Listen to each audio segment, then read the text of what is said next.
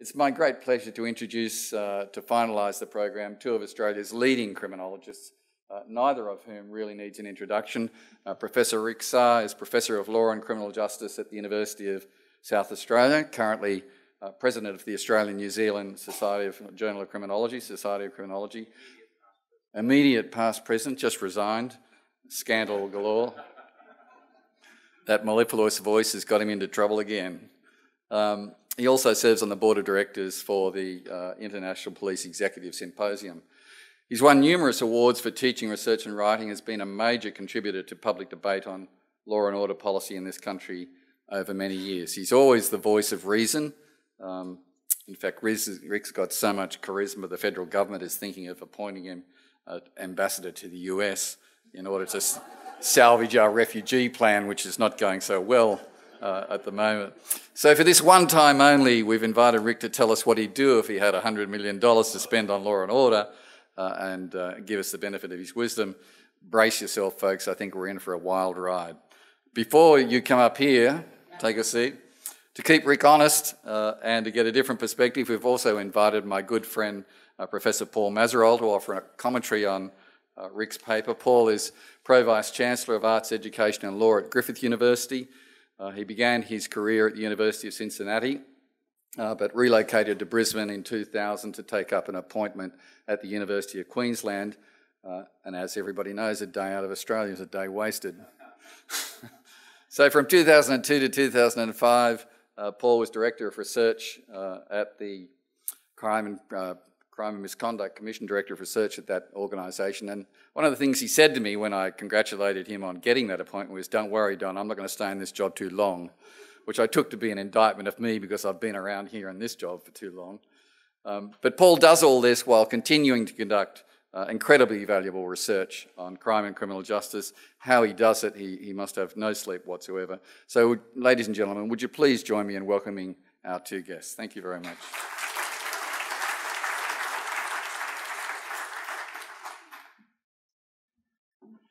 Thank you, Don, and thank you very much for the invitation to be here. And thank you all for staying. As they say in American Airlines, we know you sometimes have a choice.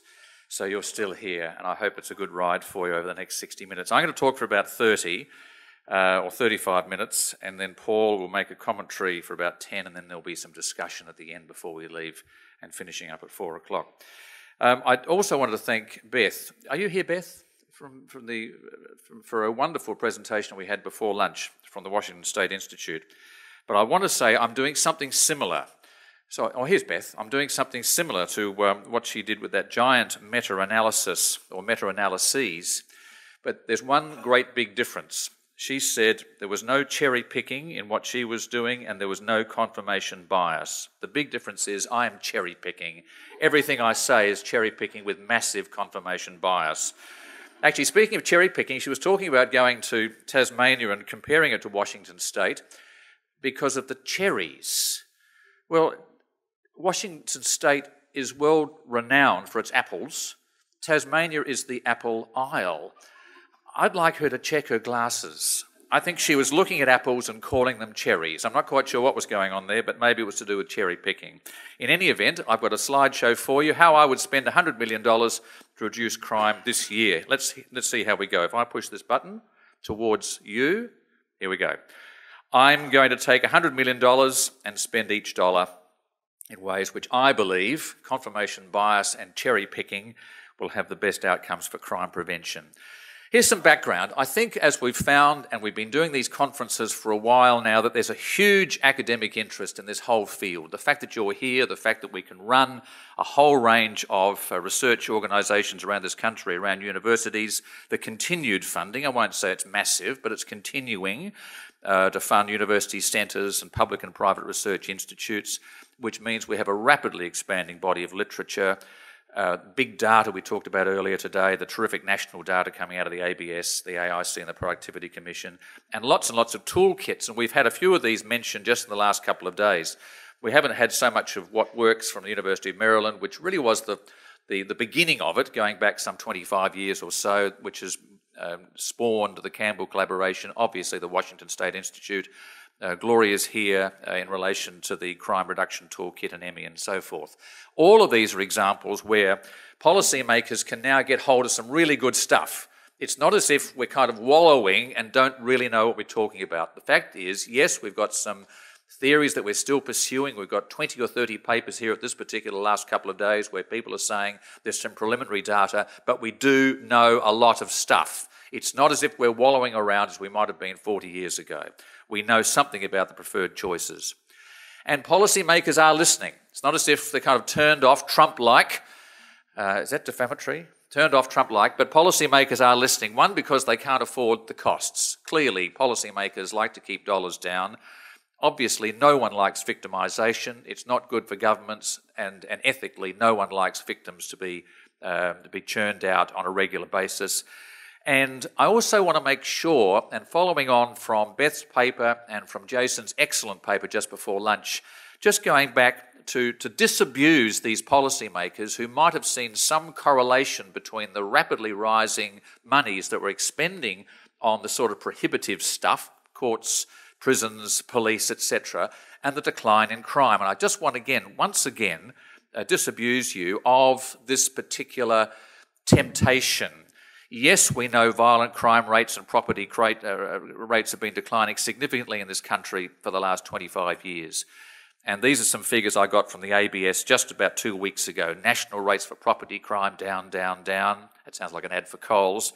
The proportion of Australia's, I don't go to Coles, by the way, for that reason, the proportion of Australian households experience malicious property damage, etc. So we know this, but there's this sort of nasty temptation to say, well, steady as she goes, if we continue to put people behind bars 25% more over 2 years, maybe the crime will go down a little further.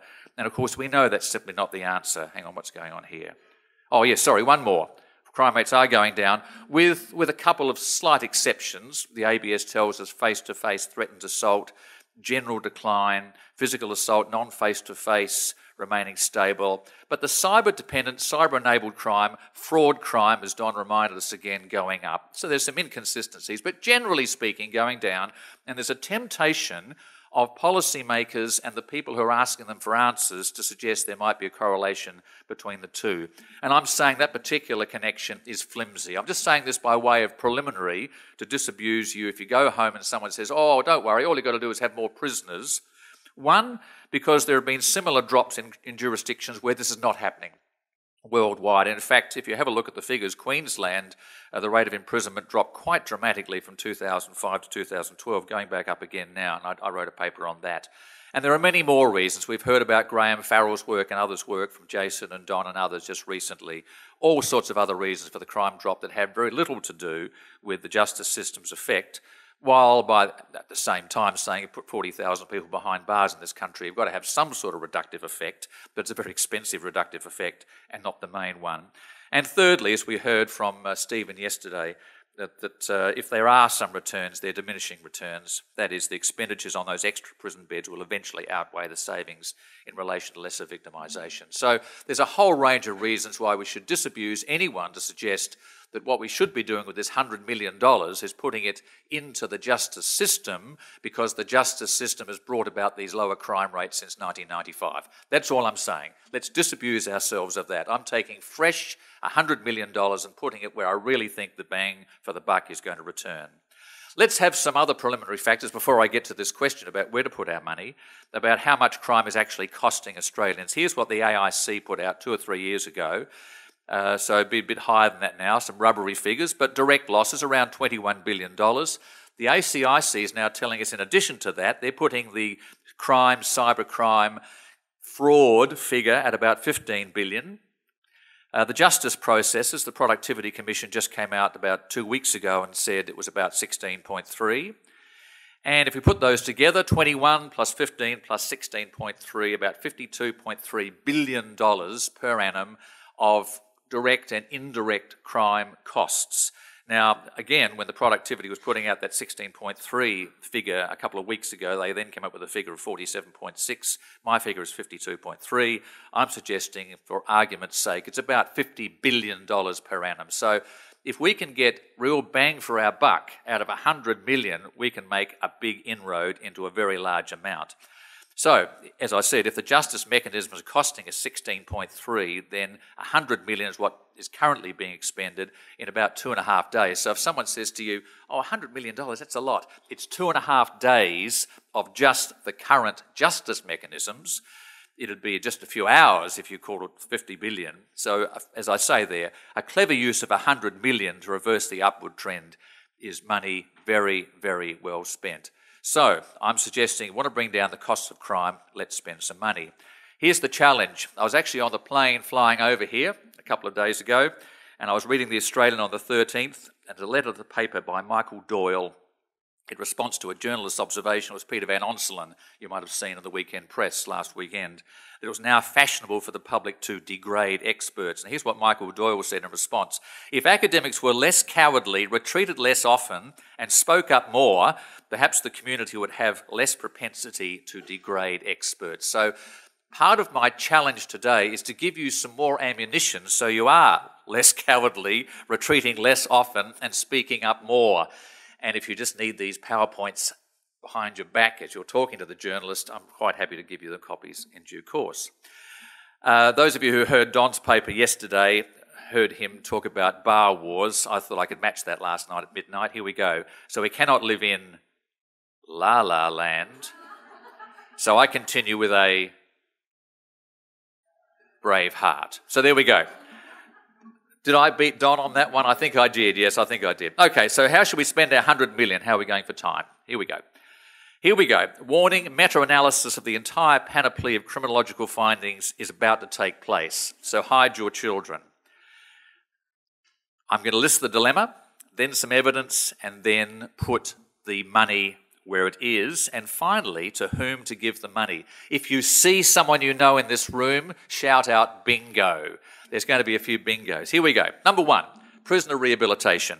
What's the dilemma? In prisons, we have those who are economically marginalised, labour market uncertainty, influence of drugs, poor education, mental illness. We know this.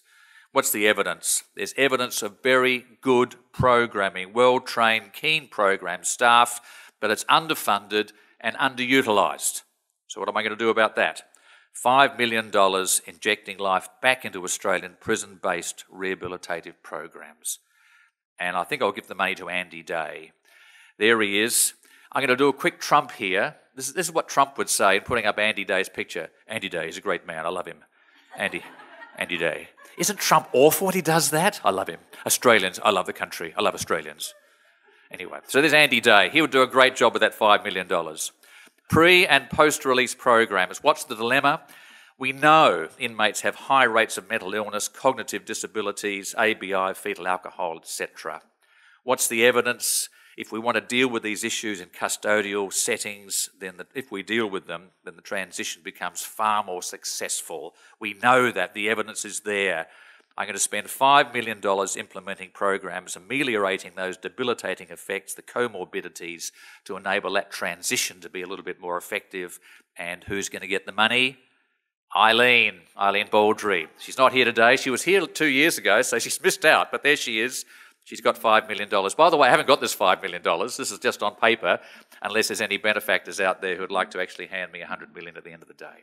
So Eileen Baldry is going to get that money. Another pre- and post-release program. What's the dilemma?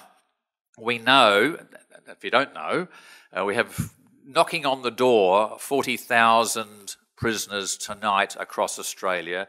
We release about 45,000 and take 45,000 in. There's a churn of more. In fact, I think I heard Beth say this today that there's, or someone said, double that amount or something churning through the American system. It might have been Stephen.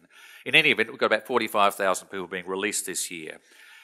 And they find their problems are being compounded. What's the evidence? We know that pre- and post-release services are massively beneficial in enhancing the rate of desistance from crime. Really, really strong work being done. And I'm going to give, hang on, what are we going to give? We're going to give $5 million on improving those accommodation, support and employment opportunities for ex-prisoners as they emerge. So the first person they see is not their dealer because they've been given some opportunities to continue.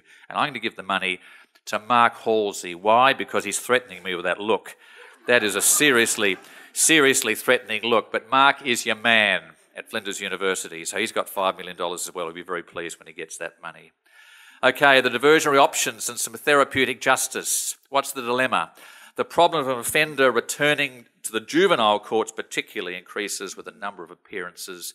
There's no stopping the flow of young offenders, it seems, into the system. Just when we think we've got them as teens, the next cohort comes through.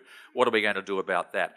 Diversionary options have been shown to reduce the likelihood of offenders, even those who are older, continuing into the formal justice process. Diversion, diversion, diversion. If you start at the beginning of the process going into the justice system at an early age, you're more or less guaranteed to kind of continue through it. Diversion, diversion, diversion. So, $5 million reinforcing the diversionary programs currently being undertaken in Australian jurisdictions, including family conferencing, which has now had something like a 30-year track record. And the person I'm going to put there, I was thinking of putting John Braithwaite, but I thought I'd put Heather Strang because everyone knows what John Braithwaite looks like. So we're going to have a quick look at $5 million just to reinforce, to reinstate, to put in the back of policymakers' minds that that's a great idea and it should be continuing.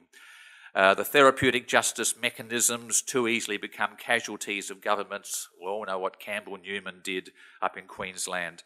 But problem-solving courts, drug courts, Indigenous courts, mental health courts, family violence courts can have a therapeutic effect. Even if the evidence of lower recidivism rates is a bit scant, they certainly boost confidence in the system. So I'm going to spend $5 million reinforcing the therapeutic justice problem-solving courts currently in operation and reinstating the courts that have been cancelled, which I understand the Palaszczuk government has been doing in Queensland. And I'm going to give the money to Ari, only because he's nice. Ari spends money very, very well, and I wanted to spread it around the country. We haven't had too many Victorians yet.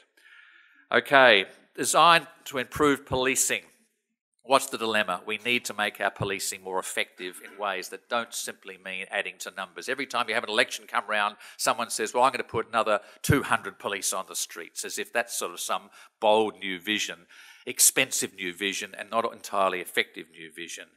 So here's the evidence. Faith in procedural justice exhibited by police is the strongest and most consistent predictor of a felt obligation to obey. Tom Tyler's been talking about this now for more than a decade, been replicated across Europe, replicated across the United States and North America, and now Tina Murphy and others, and I should say out of Griffith University, working very, very strongly in relation to procedural justice and how that's going to improve our policing. So, north of the border, $5 million, curriculum development training and legitimacy practices, not just for recruits, but for all levels of policing. And who's going to get the money? Tina. So Tina gets the $5 million into the Griffith accounts. Public and private security partnerships. If you go to that Graham Farrell study, you might remember that one of Graham Farrell's big 2013 conclusions was that in his view, not agreed universally, but in his view, it was in fact security partnerships that were having the greatest effect upon the crime drop, certainly of course in relation to property crime. So what's the dilemma? Policing is now increasingly performed by non-governmental participants, private security companies, but how do we strengthen that without compromising quality? What's it going to be in terms of the way in which that's going to play out? Privately funded security directly contributes to significant reductions. There's Tim's work, Jan van Dijk, Graham Farrell, and Martin Gill in relation to cyber fraud in more recent years. So who's going to get the money? How much are they going to get first? Government should invite and reward by making $10 million available funding applications that bring together public and private initiatives that have been shown in pilot studies to have that crime reductive effect. And because he's probably not surfing today, Tim Prenzler is going to get that money and he'll be very pleased. He can probably get a new surfboard as well. Okay, Indigenous justice initiatives, what's the dilemma? We all know this. This is absolutely reprehensible when it comes to Indigenous overrepresentation in this country, especially young people. There's 5,500 young people in Australia under some sort of youth justice supervision. Between 10 and 15% of those people are behind bars, according to the AIHW, and 40% of those are Indigenous. As we know, 27% of Australia's prisoners are Indigenous, and if you're looking at female prisoners, it's 50%. So it's a shocking indictment on this country. What's the evidence? To combat the legacy of dispossession, we must address health needs, appropriate housing, employment opportunities, particularly for released Aboriginal prisoners. And I'm going to give out $7 million to the specific education mentoring of Indigenous men and women in contact with the justice system, in partnership with their communities, life skill enhancement, employment prospects, and children of Indigenous prisoners as well to be given some mentoring and some nurturing. And I'm going to give the money to Hilda Tubex, who's been doing some fabulous work in this area over there in the West. Another Indigenous justice initiative: too many Indigenous offenders find themselves swept back into the justice process because they fail to meet their bail conditions. Aboriginal courts, as I mentioned before, in relation to specialist courts and therapeutic justice, have been now around for probably 25 years, Eleanor, I'm guessing. Indigenous courts have been around. They instill confidence in those who appear before them that the system is dealing with underlying issues. I'm going to give $3 million to the facilitation of Aboriginal courts, breathing new life into them, into justice centres, night patrols and treatment, particularly mental illness. And I know she's here. She'll be very pleased to see she's getting $3 million, and there she is. Whether she's pleased with that photograph is another question. Okay, protecting victims of domestic violence. We all know this one. We've had a paper on this again this morning. In the financial year 14-15, 106,000 Australians sought help from specialist services after being forced to leave home as a result of family violence. Almost half were single parents. More than 3/4 were female. They need protection to enable them to lead fulfilled lives and to nurture their now vulnerable children. What's the evidence? Evidence, plenty of evidence. Successful services that allow women to leave violent relationships, accommodation, counselling, legal advice, but they need guaranteed foundational funding and better police training in relation to dealing with those particular specialised areas. I'm going to give $5 million to shelter services, plus $5 million for police-run family violence units, plus $5 million for specific police training models so that we can join the dots. So $15 million. Who's going to get this $15 million? Drum roll. Kate Fitzgibbon, sensational. I'll do a Trump, sensational woman. Great work. I love her. I love her. So Kate gets that $15 million. Protective factors in young people's lives. We're now heading to the kind of early part of the developmental life skills end of the spectrum. What's the dilemma? Juvenile crime occurs when young people feel disengaged from the social processes. We all know that. What's the evidence now? The life course studies helping us understand that interceding with protective factors can have the effect of reducing law breaking. The reinforcement of these effects is dependent upon a community's capacity to agree on those goals and to mobilise efforts to meet them. This is the work that Ross and Ari and others have been doing, along with Tara McGee, etc., and indeed Lorraine. Is that Lorraine's? Or that's your work, Paul. Sorry, Paul. Paul's work there. Lorraine, I should have mentioned about third-party policing, which was fell off my list last night. Sorry, Lorraine, but she's not here, but Paul is. So there we are. What am I going to give? $10 million for the purpose of funding community-based strategies that implement programs to enhance the social and mental health of all Australian children. Who's going to get this money? Ross. Well, he spent a lot of money very wisely in the past. He can be trusted to spend some more and be as productive as he has been as well. Preventing child neglect and abuse. What is the dilemma? We have an instinctive feeling that there are links between social disadvantage and crime. They are no longer instinctive. We now know it as fact. That's fact, not an alternative fact, Trump-like. The literature details the criminality wrought by inequality, economic impediment, the variations in income levels, etc., and that abuse and neglect of children will later link to their criminality. We know that. What are we going to do about it? I'm going to give $18 million on programs and practices that have been shown to be effective in reducing the levels of child abuse and neglect.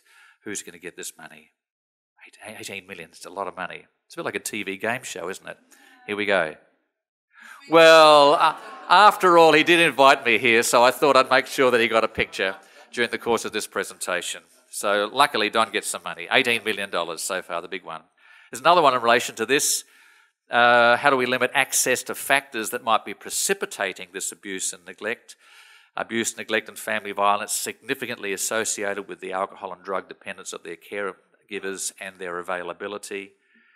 I'm going to give $2 million, sort of a capstone on the other 18, for the implementation of further pilot programs to test the policy implications of programs designed to limit the availability of cheap packaged wine and the placing of restrictions on the number of alcohol licences in selected neighbourhoods. A tense area. Who could be trusted with that last $2 million? Jason. He will spend it wise. Is he still here? He's taken the money and... He's taken the money and... No, he's at the back there. He's not... He's going to take the money and not run. Okay, so there he is. So the last $2 million is part of that as well to Jason Payne.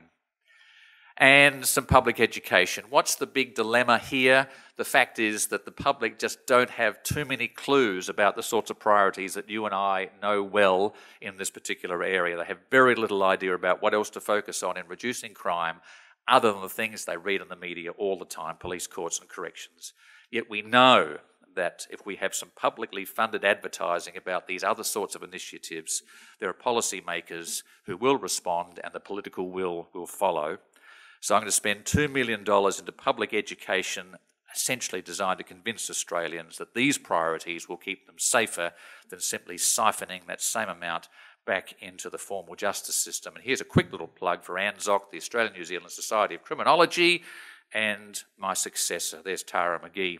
And a shameless advertisement for a new book that has just been produced, coming out this year, the Powergrave Handbook of Australian New Zealand Criminology, Crime and Justice. I've already had a note from Hilda Tubex complaining that Western Australia has been cut off from that map, but it was either Western Australia or we lost New Zealand. I wasn't quite sure what to do there, but since it was the Australian and New Zealand handbook, we really had to keep New Zealand there. So yes, public education, $2 million in promoting that particular book and making sure it gets on everyone's bookshelves. And finally, a little bit of evaluation. What's the dilemma? We need to know if everything I've said or everything that emerging from the Washington State Institute, etc., or indeed from Sarre or from the Griffith Institute are sound. How are we going to know that? We need to have a final $3 million to go into an evaluative exercise to determine the cost-benefit effects of my cherry-picking and my confirmation bias that I've been exploring in the last 20 minutes, and to keep abreast, of course, of further research findings. And I was scratching around to try and think who might like to take that $3 million. And I thought a few people might like to take it. Who would be happy to take the $3 million? He'd probably take the $3 million. She'd certainly take the $3 million. She would certainly take the $3 million, and so would he. Or perhaps we could divide it between all four of them. In any event, the evaluation of the next stage is going to be an important one. So here's my totals. Correctionals, 15, delivery, 10, police training, 5, although there's some other police training emerging through other places as well. The partnerships, the Indigenous mentoring, the networks, the pathways for young people, the child neglect and abuse, a bit on public education, and some important $3 million at the end, getting to a total of 100. So the challenge for us, of course, is that we have to make sure that we know that that $100 million is going to be well spent, and people are going to understand why it's being spent and have confidence in that money being spent, even though the immediate results may not be coming before us for a few years yet.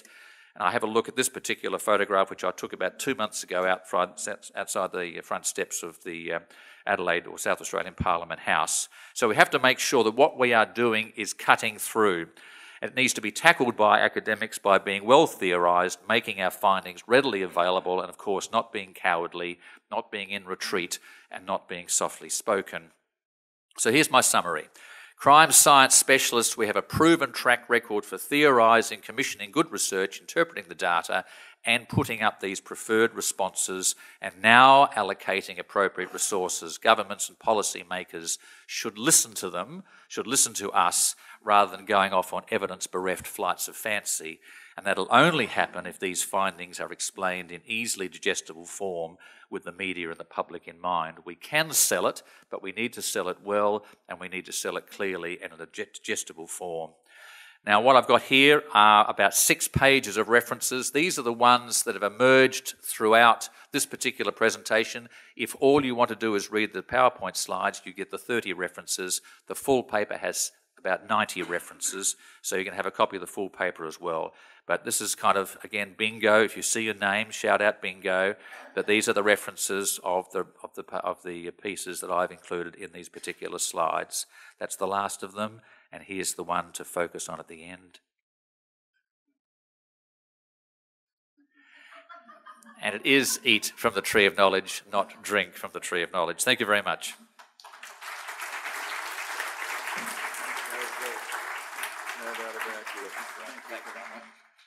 Good. Now, would you join me in welcoming Paul, who will offer another potentially less hilarious view of where this one... The one thing I noticed is that the whole of the New South Wales Public Service, in fact the Australian Public Service, is now out of a job because only academics got jobs in that gig.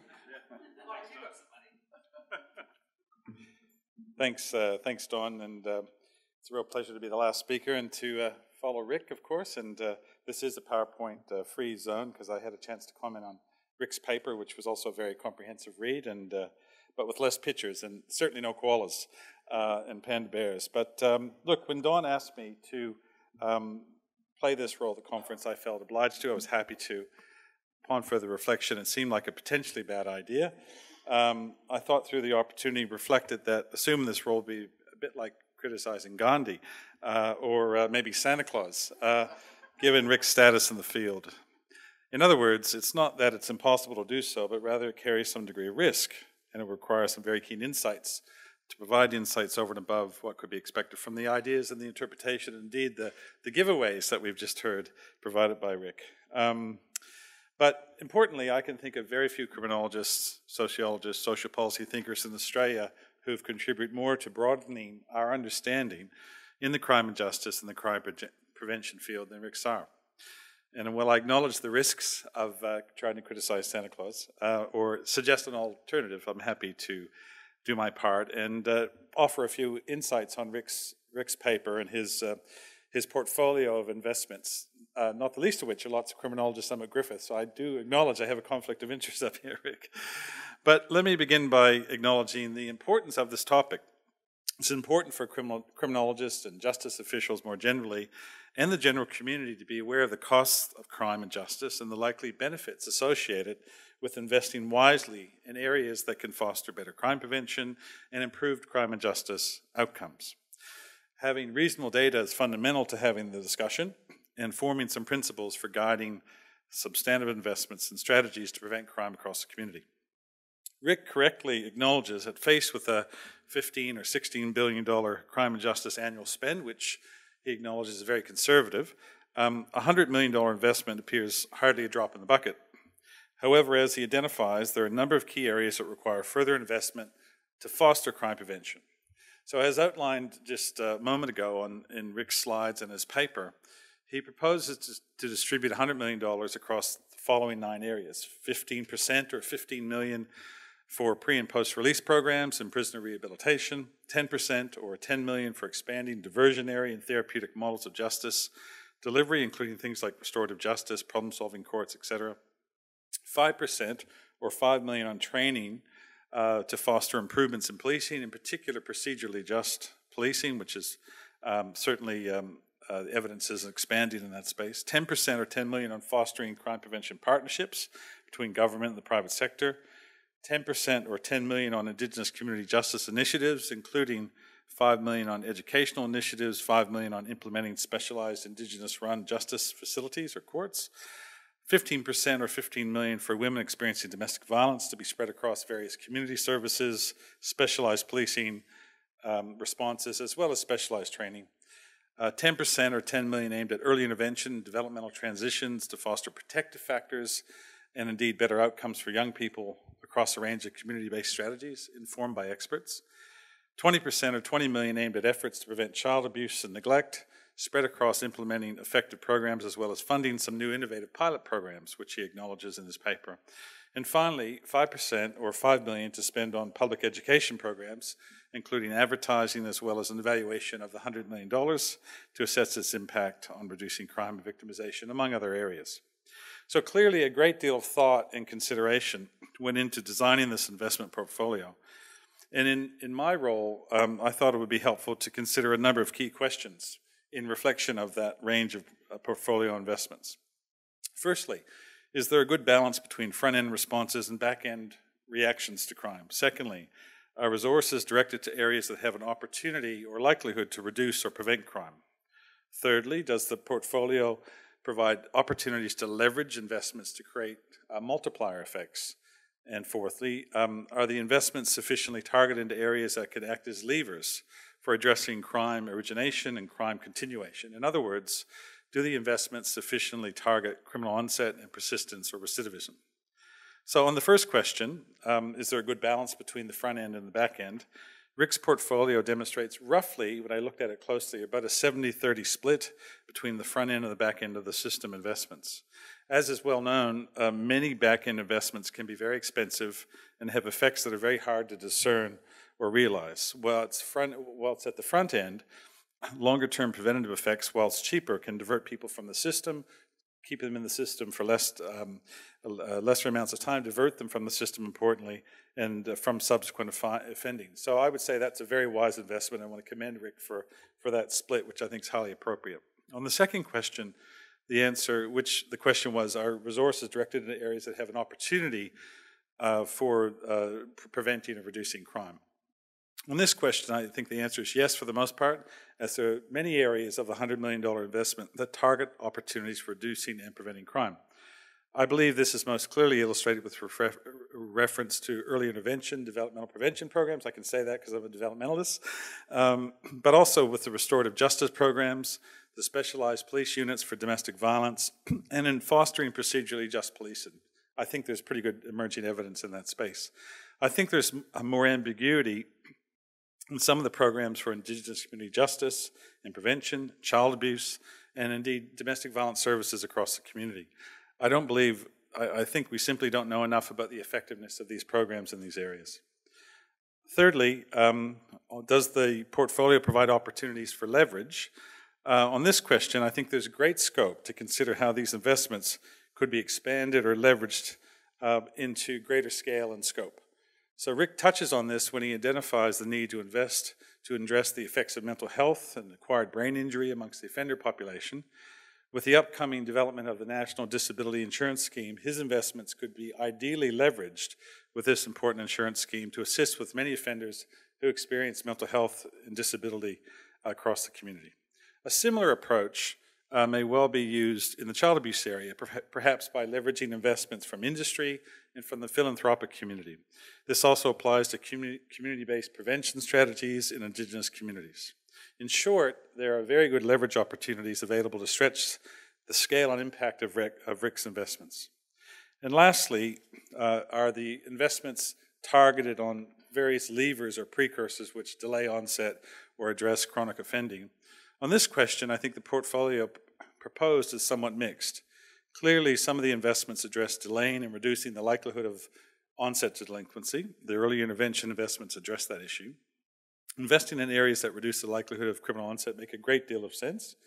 However, there is perhaps a missed opportunity in not targeting resources to a much greater extent towards repeat offending, persistent offenders, chronic offenders.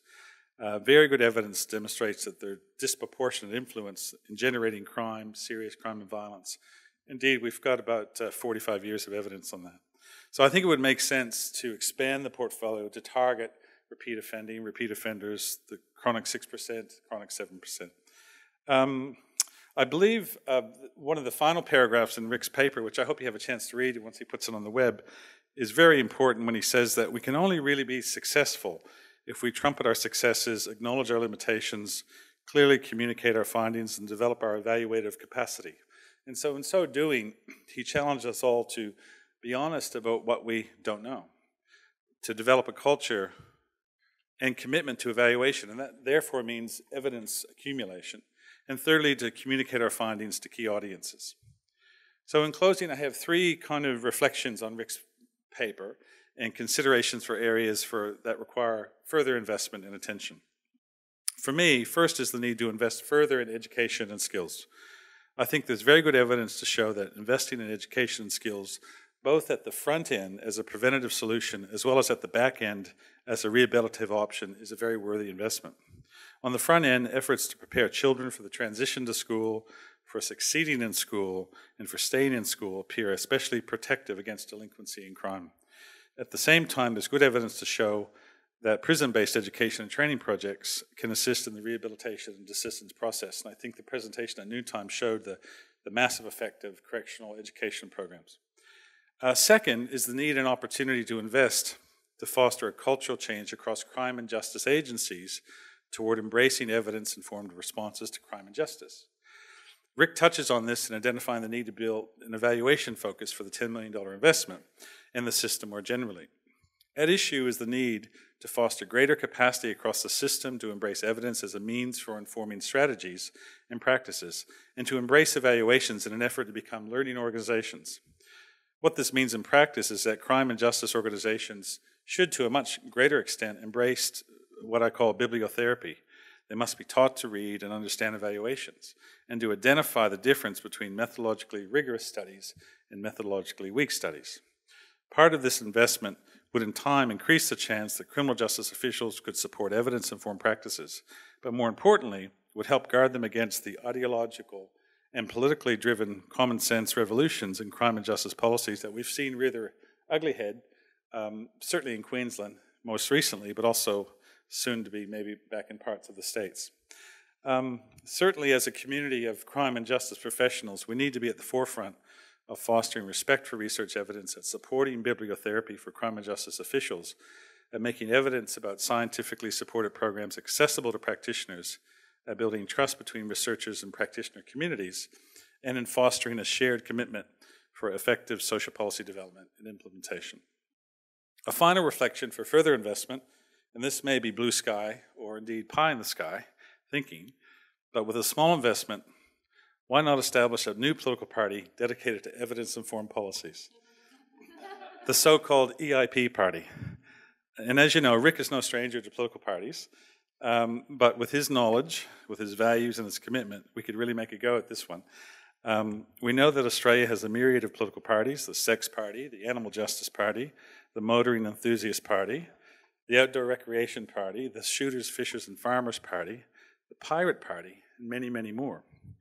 But we actually need to avoid these various criminological abominations that political parties have brought to bear and through very bad policy decisions that have fostered harm across the community. And I think the evidence at noontime showed with iatrogenic effects, policy choices can have negative impacts across the community. So establishing a political party dedicated to fostering evidence-informed policies might be just the approach we need, and having Rick Sarre leading the way would no doubt leave us all in good stead. I'll stop there.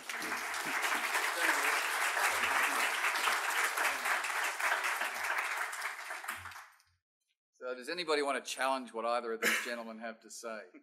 Because I do. But I know somebody else who's dying to. Gloria. Go on, hit him with it.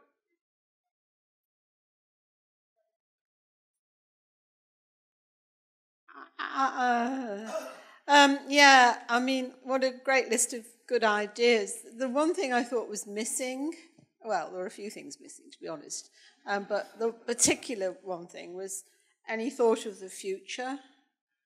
And if I had $100 million, I'd spend like 20 million of it maybe setting up a unit to look at the future crime. And particularly thinking about in the UK, there's 5 million victims of crime in a year, according to the Crime Survey.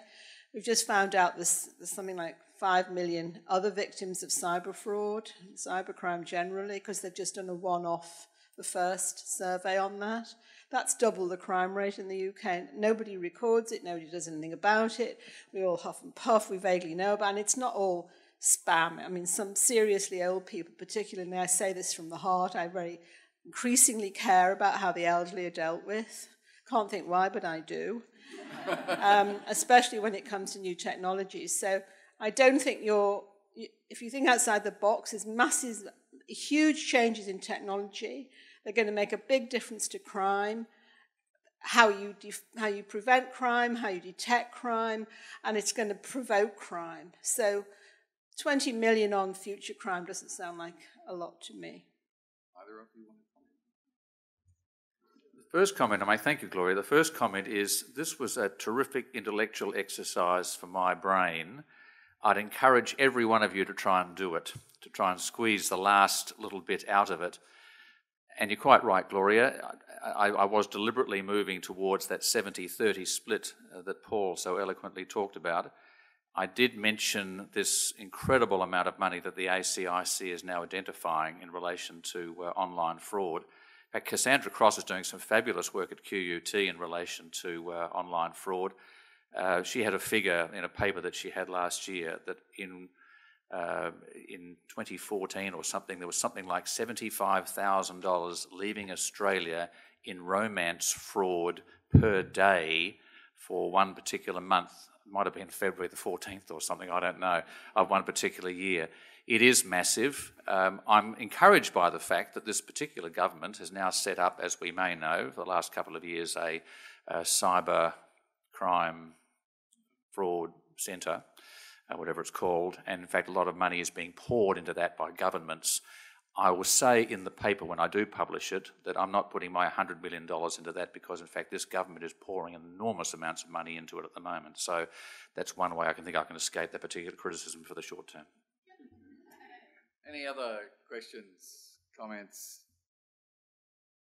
What I thought Gloria was going to say is that they're focusing all their prevention and intervention effort on individuals rather than situations or opportunities and incentives for involvement in crime. Just some examples.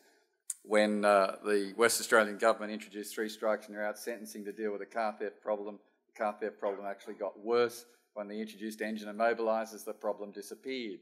In New South Wales, when we had a serious problem with burglary, they put the pawnbrokers and second-hand dealers online so the police could check the transaction slips. The problem started to dissipate. When they introduced mandatory minimum penalties for people convicted of one-punch laws, or they were going to do that, we knew from earlier research it was going to have zero effect. When they changed the opening hours for licensed premises, the problem went away. So my question to both of you is, what about investing in wise regulatory reform rather than just thinking about changing individuals?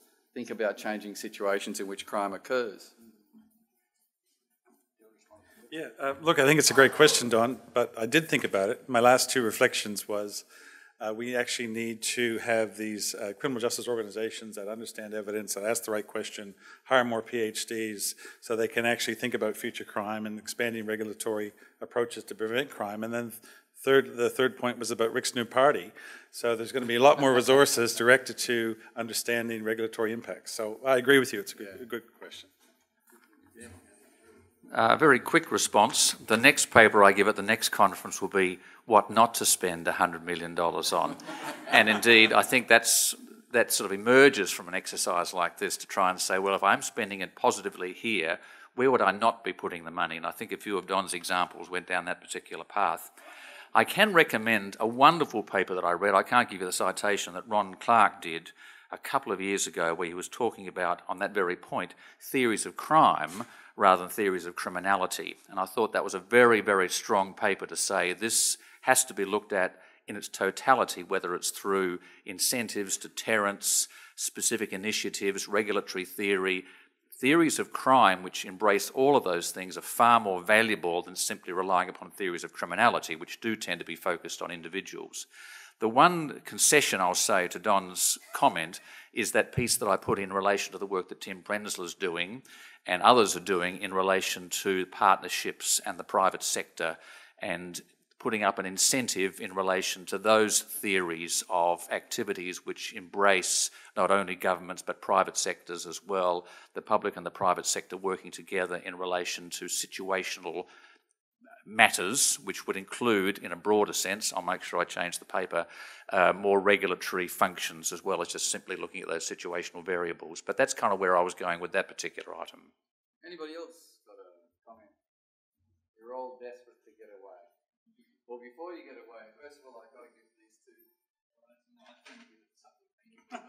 They just drink like fish. One of these is for one of you and the other one's for the other one. So check the cards to make sure you haven't got the wrong bottle. Because one of them's really good and one of them's shocking. So. Thanks. I just thought I'd take I spoke for longer. I should get the really good one. All right. We're almost at the close of proceedings, but as you know, this is an annual event, and the next one's going to be held at Griffith University in Queensland, and I think we've got someone from Griffith University from Queensland is going to give the big promo for Queensland, and here he comes. Over to you. Hi everyone, Mike Townsley is my name for those of you that don't know me. I'm the Deputy Director of the Griffith Criminology Institute, and as As Don said, this is now an annual event, so this is a date claimer for 2018, which is the 13th and 14th of February. So put that in your calendars now. Last year we were at Ridges. Don't go there next year because we're going to be in a new venue. We had a good time at Ridges, but we're sourcing an even better place to have a fantastic conference. Speakers, we have started canvassing for amongst our group speakers, and Don's done another fantastic job in maintaining the standard of the keynotes. So information to come in the near future. We will have a website where once we've firmed up details, they will be promoted, and we will be disseminating more details through the usual channels in the next few months. That's it. Well, as they say in Bugs Bunny, that's it, folks. But before you jump up and go away, I'd really like you to join me in thanking the people who made this possible, particularly Jackie Fitzgerald, my deputy, the Bureau's office manager, Tiziana Travato, our desktop manager, Florence Sin. I think they've all probably gone home at this stage. They've really done a fabulous job behind the scenes in making all this happen. So if you just join me in thanking them for their hard work. And I'll see you all in Brisbane next year. Thank you.